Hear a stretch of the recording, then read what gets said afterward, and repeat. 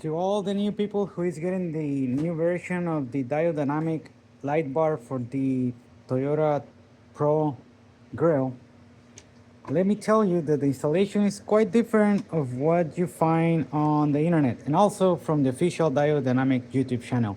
Usually you will see that you install the bar plate and then you insert the bar light. In this case, that's not how you do it. The bar light won't fit on the bracket if you try to insert the bar light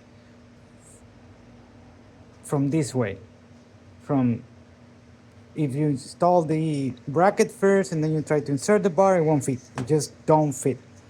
It's a little bit. Um, you will see. It's too snug. There's not enough space to put it. So what you do, you have to do it backwards. First, you let go the light bar on the slot, and then you insert the bracket, and you can use the.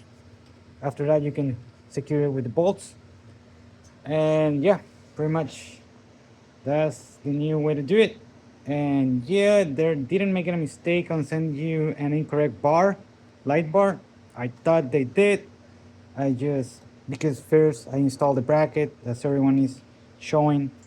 But no, they didn't send you an incorrect one. It's just the new version. And yep, that's it.